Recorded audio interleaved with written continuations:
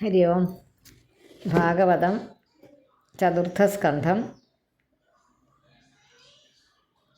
29-ാം അധ്യായം 75-ാമത്തെ ശ്ലോകം മുതൽ 85 ഉള്ളത്. 10 ശ്ലോകം കൂടെ ഉള്ളൂ.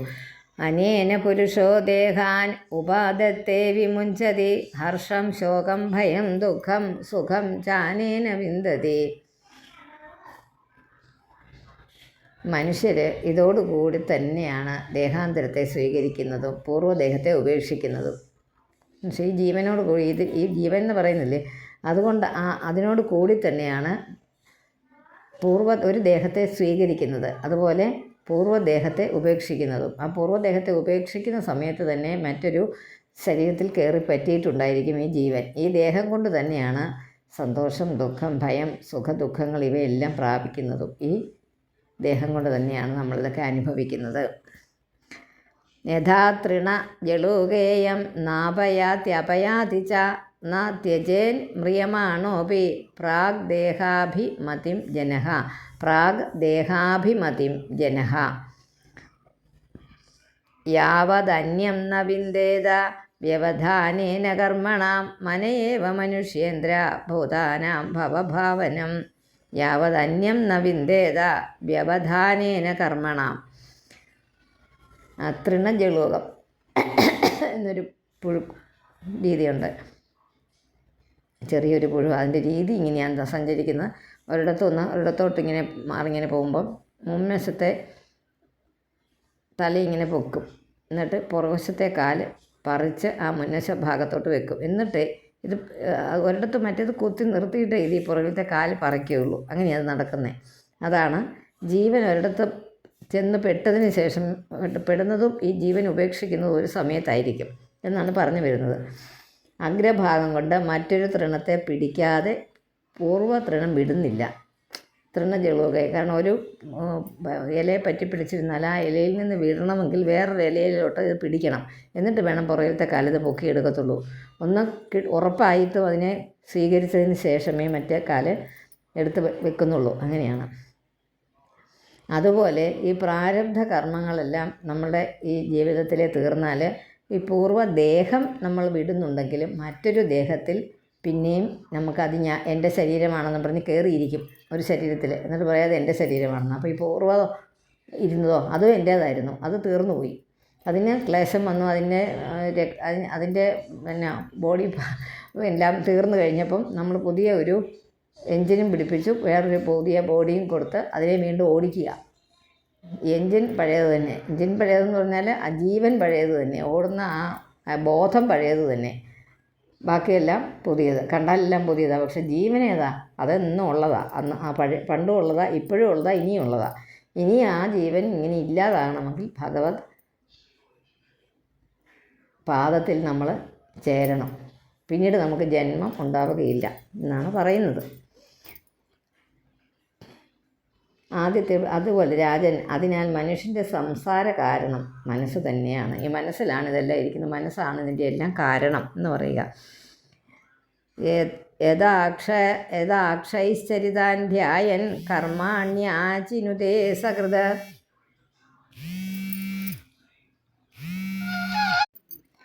ഹരി ഓം.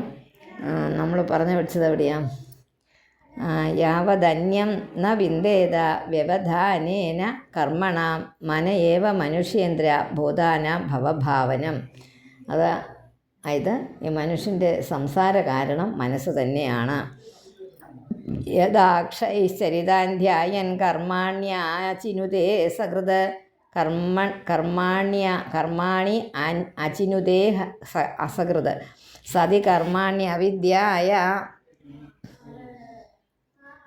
അവിദ്യായാം ബന്ധ കർമാണി അനാത്മനഃ.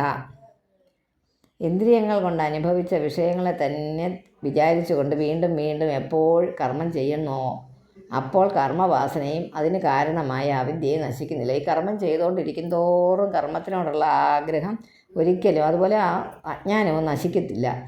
അതുകൊണ്ട് കർമ്മം ചെയ്യാതെ കുറച്ച് നാൾ ഇരിക്കുക എന്നെല്ലാവരും പറയുന്നത്. ഒരു പ്രായം കഴിഞ്ഞാൽ കർമ്മങ്ങളെ അങ്ങ് വിടുക, പിന്നെ ഒരുപാട് കർമ്മങ്ങൾ ചെയ്യണ്ട. കാരണം ഓരോന്നും ചെയ്യുമ്പോൾ പിന്നെയും അത് ഇങ്ങനെ നമ്മളെ അത് ചെയ്യാൻ ഇങ്ങനെ പ്രേരിപ്പിച്ചുകൊണ്ടേയിരിക്കും. കർമ്മത്തിൽ പിന്നെ ഒരു കുഴപ്പം കൊണ്ടുണ്ട്. അത് തൻ്റേത്, ഞാനാണ് ചെയ്തത്, അതെൻ്റെ കൈയാണ് ചെയ്തത്, ഞാൻ എൻ്റെ മനസ്സുകൊണ്ട് ബുദ്ധി കൊണ്ടൊക്കെയാണ് ഇതൊക്കെ ചെയ്തത് എന്നുള്ള അഭിമാനവും അറിയാതെ ഉണ്ടാകുന്നു. അത് തെറ്റാണെന്ന് പറയാൻ പറ്റില്ല, കാരണം അതാണല്ലോ ഇല്ലേ നമ്മുടെ ശരീരമല്ലേ ചെയ്യുന്നത്. അപ്പോൾ അതെൻ്റെ ശരീരം ചെയ്യുന്നത് ഞാൻ തന്നെ ചെയ്യുന്നതെന്ന് പറയാനല്ലേ പറ്റൂ. അതുകൊണ്ടാണ് കർമ്മങ്ങൾ കുറയ്ക്കാൻ പറയുന്നത്. അധസ്തദപവാദാർത്ഥം ഭജ സർവാത്മനാ ഹരിം പശ്യൻ തദാത്മകം വിശ്വം സ്ഥിത്യുത്പത്യപ്യയാ യതഃ. അധസ്തദപവാദാർത്ഥം, വായിക്കുന്നതൊക്കെ ശ്രദ്ധിച്ച് വായിക്കണം. ഭജ സർവാത്മനാ ഹരിം പശ്യൻ തദാത്മകം വിശ്വം സ്ഥിത്യുത്പത്യപ്യയാ യതഃ. സ്ഥിതി ഉത്പത്തി അപ്യയാ യതഃ. യാതൊന്നിൽ നിന്ന് ഈ പ്രപഞ്ചം സൃഷ്ടി സ്ഥിതി സംഹാരങ്ങൾ ഉണ്ടാകുന്നുവോ ഈ പ്രപഞ്ചത്തിന്, ആ ഭഗവാനെ തന്നെ ഈ പ്രപഞ്ചത്തെ അദ്ദേഹത്തിൻ്റെ സ്വരൂപമായി കണ്ട്, ഈ സ്ഥൂലമായ പ്രപഞ്ചത്തെ ഭഗവാന്റെ സ്ഥൂല ശരീരമായി കണ്ട് എല്ലാം ഭഗവാനെ ആ സംസാര നിവൃത്തിക്ക് വേണ്ടിയിട്ട് അദ്ദേഹത്തോട് ഭജിക്കുക, ഭഗവാനെ ഭജിക്കുക. അങ്ങനെയാണ് പറഞ്ഞത്. അപ്പം മൈത്രേയൻ പറയുക, ഇത് വിതുര മൈത്രേയ സംവാദത്തിൽ ഉണ്ടായതാണ് സംഭവം. വിതുരരും മൈത്രേയരും തമ്മിൽ പറഞ്ഞുകൊണ്ടിരുന്നപ്പോൾ ഒരു കഥ ചോദിച്ചപ്പോൾ പണ്ട് നാരദൻ ഇങ്ങനെ പറഞ്ഞു എന്ന് പറഞ്ഞൊരു കഥ പറഞ്ഞു കൊടുക്കുകയാണ്. നാരദരോട്, പ്രാചീന ബർഹിസിനോട് നാരദൻ ഇങ്ങനെ പറഞ്ഞു എന്ന് മൈത്രേയ മഹർഷി വിതുരരോട് പറയുകയാണ്. അത് വിട്ടുപോകരുത് കേട്ടോ, ഇടയ്ക്കിടയ്ക്ക് നമ്മൾ ഓർക്കണം. വിതുര മൈത്രേയ സംവാദമായത്. ഭാഗവത മുഖ്യോ ഭഗവാൻ നാരദോ ഹംസയോർഗതിം പ്രദർശ്യ ഹി അമുമാമന്ത്രിയ സിദ്ധലോകം തതോഗമത്. അതൊന്നുമില്ല, അവിടെ ഒരുപാട് സമസ്ത പദങ്ങളുമൊന്നുമില്ല. പ്രദർശ്യ ഹി അമുമാമന്ത്രിയ അവിടെ മാത്രമേ ഉള്ളൂ. ഭഗവത് ഭക്തന്മാരിൽ വളരെ മുഖ്യനായ ആ നാരദൻ ജീവൻ്റെയും ഈശ്വരന്മാരുടെയും ഗതിയെ ഇങ്ങനെ ഉപദേശിച്ചു കൊടുത്തു, മനസ്സിലാക്കി. എന്നിട്ട് യാത്ര പറഞ്ഞ് അവിടെ നിന്ന് എങ്ങോട്ട് പോയി? സിദ്ധലോകം തതോ അഗമത്, സിദ്ധലോകത്തേക്ക് പോയി.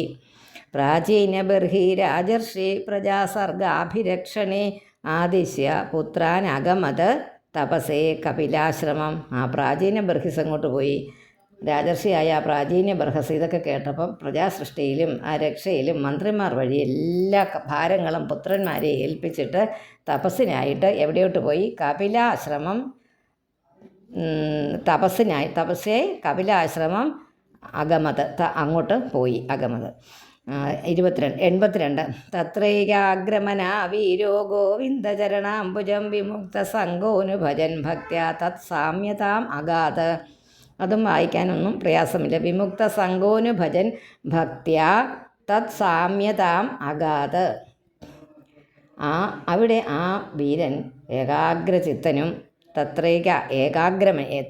ഏകാഗ്രമനസാന്ന തത്രൈകാഗ്രമന വീരോ, തത്രൈകാഗ്രമന എന്നുള്ളത് തത്ര ഏകാഗ്രമന, ഏകാഗ്ര മനസ്സുള്ളവൻ. ആ വീരൻ ഏകാഗ്ര മനസ്സുള്ളവനും ഒന്നിലും ശക്തിയില്ലാത്തവനും ആഗ്രഹമില്ലാത്തവനും ഭഗവാന്റെ പാദാംബുജത്തെ തന്നെ നിരന്തരം സേവിച്ചുകൊണ്ടും എന്ത് ചെയ്തു? പരമഗതിയെ ഗോവിന്ദചരണാംബുജം, ഗോവിന്ദൻ്റെ ചരണാംബുജത്തിൽ എത്തിപ്പെട്ടു. വിമുക്ത അനുഭജൻ അങ്ങനെ വിമുക്ത സംഘനായി തീർന്നു. ഏതദധ്യാത്മപാരോക്ഷ്യം ഗീതം ദേവർഷിണാനഘ യശ്രാവയേത് സലിംഗേന വിമുച്യത. ഇതുകൊണ്ട് നമുക്കെന്താ പ്രയോജനം? അത് പറയണ്ടേ. ഏതദധ്യാത്മപാരോക്ഷ്യം ഗീതം ദേവർഷിണാനഘ യശ്രാവയേത് യശൃണിയാത്. യശൃണിയാത് നദ്യ എന്നുള്ളിടത്ത് യശ്രാവയേത് യശൃണിയാത്, അതായത് കേൾക്കുന്നവനും കേൾപ്പിക്കുന്നവനും മുക്തനാകാൻ സാധിക്കുന്നു. അനഘ അല്ലയോ, അനഘ പാപമൊന്നും ഇല്ലാത്തവൻ എന്നുള്ള അർത്ഥത്തിൽ നാരദൻ പറഞ്ഞത്. നാരദനാൽ ഗീതം അവിടെ പറഞ്ഞിരിക്കുന്നത് ഗാനം ചെയ്തതും കഥ പോലെ പറഞ്ഞതും ആത്മതത്വത്തെ, കഥ ഏതാ? പുരഞ്ജനൻ്റെ കഥ. പ്രകാശിപ്പിക്കുന്നതുമായ ഈ പ്രകരണം, ഈ കഥയെ കേൾക്കുന്നവനും കേൾപ്പിക്കുന്നവനും മുക്തനാകാൻ സാധിക്കുന്നു. നമ്മുടെ കാര്യം അപ്പോൾ ഓക്കെ ആയി അല്ലേ? നമ്മളിത് പറയുന്നുമുണ്ട്, നിങ്ങൾ കേൾക്കുന്നുമുണ്ട്. അപ്പം നമ്മുടെ കാര്യത്തിന് തീരുമാനമുണ്ട്. എന്താ? ഭഗവാന് ഇതിൻ്റെ എല്ലാ ഗുണങ്ങളും നമുക്ക് എല്ലാ കേൾപ്പിക്കുന്നവന് മുക്തനാകാൻ സാധിക്കുന്നു. മുക്തനാകാനായിട്ട് വേണമെങ്കിൽ സാധിക്കും കേട്ടോ, ഞാൻ അങ്ങനെ പറയുള്ളൂ. കേൾപ്പിക്കുന്നവനും നമ്മുടെ കാര്യത്തിന് തീരുമാനമുണ്ട്. വേണമെങ്കിൽ ഈ വഴി സ്വീകരിക്കാം. കേൾക്കുകയും ചെയ്യുന്നുണ്ട്, കേൾപ്പിക്കുകയും ചെയ്യുന്നുണ്ട്. ഇതിൽ ആർക്കെങ്കിലും, കുറേ പേർക്കെങ്കിലും ഇത് ഈ കേൾപ്പിക്കുന്നവനോ കേൾപ്പിക്കുന്നവനോ ആർക്കെങ്കിലും ഒക്കെ ഒരു ഗുണം ഉണ്ടാകാം. അപ്പോൾ എനിക്കും പ്രതീക്ഷിക്കാം, നിങ്ങളിലും കുറേ പേർക്കൊക്കെ പ്രതീക്ഷിക്കാം എങ്ങനെയെങ്കിലും എത്തുമായിരിക്കുമെന്ന് എനിക്കും പ്രതീക്ഷിക്കാം. തീരുമാനമൊന്നുമില്ല. ഏതൻ മുകുന്ദ യശസാ ഭുവനം പുനാനം ദേവർഷിവര്യ മുഖനിസ്സൃതമാത്മശൗചം യകീർത്യമാനമധിഗച്ഛതി പാരമേഷ്ട്യം നാസ്മിൻ ഭവേ ഭ്രമതി മുക്ത സമസ്തബന്ധഃ. ഏതൻ മുകുന്ദ യശസാ ഭുവനം പുനാനം ദേവർഷിവര്യ മുഖനിസ്സൃതം ആത്മശൗചം യകീർത്യമാനമധിഗച്ഛതി പാരമേഷ്ട്യം നാസ്മിൻ ഭവേ ഭ്രമതി മുക്ത സമസ്തബന്ധഃ. അതുപോലെ മുക്തിപ്രദനായ, മുക്തി കൊടുക്കാൻ അർഹതയുള്ളതായ ഭഗവാന്റെ പുണ്യ കീർത്തിയാൽ ലോകങ്ങളെയെല്ലാം ശുദ്ധീകരിക്കുന്നതും നാരദൻ്റെ മുഖത്ത് നിന്ന് ഒഴുകി വന്നതുമായ മനസ്സിനെ ശുദ്ധീകരിക്കുന്ന, അതുപോലെ തന്നെ സർവ ഉത്കൃഷ്ട ഫലപ്രദവും മഹാത്മാക്കളാൽ കീർത്തിക്കപ്പെടുന്നതുമായ ഈ ഭാഗം കേൾക്കുന്നവനും കേൾപ്പിക്കുന്നവനും ഈ സംസാരത്തിൽ ചുറ്റിക്കറങ്ങാൻ ഇടവരികയില്ല. ഇങ്ങനെ നമ്മൾ രക്ഷപ്പെടാൻ മാർഗമുണ്ടെന്നാണ് പറഞ്ഞത്. അധ്യാത്മപാരോക്ഷ്യമിതം മയാധിഗതമദ്ഭുതം ഏവം സ്ത്രീയ ആശ്രമ പുംസഃ ഛിന്നോ മുത്ര ച സംശയ. അധ്യാത്മപാരോക്ഷ്യമിതം മയാധിഗതമദ്ഭുതം ഏവം സ്ത്രീയ ആശ്രമ പുംസഃ ഛിന്നോ മുത്ര ച സംശയ. പരോക്ഷമായിട്ട് ആത്മതത്വം പ്രകാശിപ്പിക്കുന്നവനും അത്യത്ഭുതകരവുമായ ഈ പ്രകരണം പരോക്ഷമായിട്ടാണ് പറഞ്ഞതല്ലേ. എന്താ ആരുടെ കഥ? പ്രാചീന ബർഹിസിനോട് പുരഞ്ജനോപാഖ്യാനം പറഞ്ഞത് അല്ലേ. അത് പരോക്ഷമായിട്ടും പിന്നെ അത് ആത്മതത്വം പ്രകാശിപ്പിക്കുന്നതായിട്ടും രണ്ട് രീതിയിലും പറഞ്ഞു. ഈ അത്ഭുതകരമായ ഈ പ്രകരണം മുമ്പ് ഞാൻ പറഞ്ഞതാണ്. ഇങ്ങനെ ക്ഷേത്രജ്ഞന് ബുദ്ധി സംഘത്താൽ, ബുദ്ധി എന്ന് പറഞ്ഞാൽ സ്ത്രീ, അതാണ് ഇവിടെ സ്ത്രീ എന്ന് പറഞ്ഞിരിക്കുന്നത്, ബുദ്ധി സംഘത്താൽ ഉണ്ടാകുന്ന അഹങ്കാരം തുടങ്ങിയ അനർത്ഥവും പരലോക ഭോഗത്തെ സംബന്ധിച്ച സംശയവും വിട്ടുപോയിരിക്കുന്നു. അതെല്ലാം വിട്ടുപോയി, തീർത്തും മനസ്സിലായി എന്ന് ചുരുക്കം. ഇത് ശ്രീമദ് ഭാഗവതേ മഹാപുരാണേ ചതുർത്ഥസ്കന്ധേ വിദുര മൈത്രേയ സംവാദേ പ്രാചീന ബർഹിർനാരദ സംവാദോ നാമ 39-തമോധ്യായ. ഓം നമോ ഭഗവതേ വാസുദേവായ.